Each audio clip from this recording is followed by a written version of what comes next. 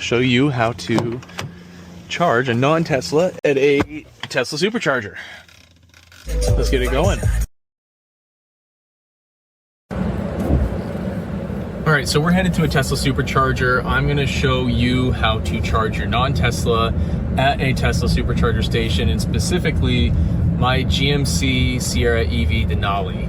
And basically you're gonna need a NACS adapter to CCS combo adapter, and then we're gonna use the infotainment screen right here to navigate. We're gonna navigate to the Supercharger, that way the battery can go ahead and get preconditioning.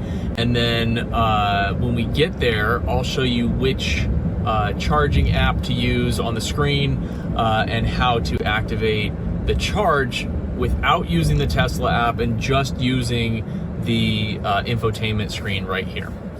So for this test, I am going to be arriving at 39% state of charge. We should be seeing around 165, 175 kilowatt peak. So yeah, it looks like there's two more over here. I'm gonna go ahead and get started and plug in. So my charge port is on the driver's side, and these match up quite well. I just have to reverse in here to the charging station, and I have to get kind of close because the V3 cables are actually quite short, and I'll explain that when I get out of the car next. Okay, so now that I'm here parked at the Tesla Supercharger, I've got my NACS adapter. This is the GM NACS adapter. I actually quite like it. I think it's nicely built. You have your NACS release, and then you have your truck release on the top here. Those are the two buttons on top and bottom. So that fits in nicely. So basically on the home screen app right here, I'm gonna go into my charging app. I'm gonna go ahead and click on the charging assistant, and it wants me to log in. That is inconvenient. Sign in on vehicle. My goodness. Okay, here's a quick instructional video. If you ever need to reset your infotainment screen right here, you can press and hold the phone hang up button for about 10 to 15 seconds, and then the screen will reset from there.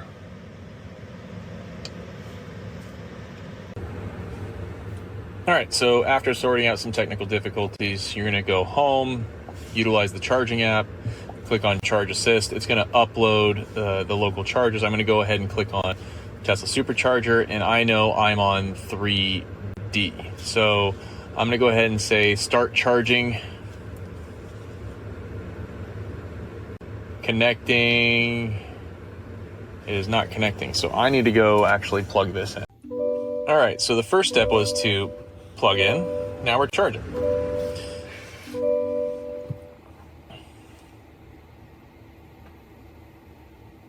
Now let's see how fast we can get charging here. Looks like we've leveled off at just over 300 miles an hour,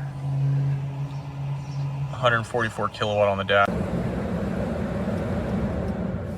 So as we're sitting here charging, my charging curve just dropped off. I was just at 150 kilowatt.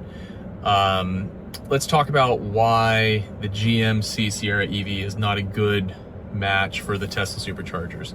Well, the GMC Sierra EV has essentially two sections of the battery pack at 400 volt architecture, and at a typical Electrify America station or at a Rivian network, those charging terminals connect the battery in series, essentially allowing you to draw the full 300 kilowatt or 350 kilowatt if you have the max range. At a Tesla Supercharger, it connects those battery packs in parallel, and that is due to the 800 volt architecture versus the 400 volt architecture. So when you connect those in parallel, really the maximum charging rate that you're going to get out of it is cut in half. So the maximum that I was able to achieve was 150, which is essentially half of my maximum charging rate of 300 kilowatt that I've been able to achieve. So with that being said, can you use Tesla Superchargers? Absolutely. Are they the most cost effective? No. Are they the fastest? No. Are they reliable? Yes, absolutely.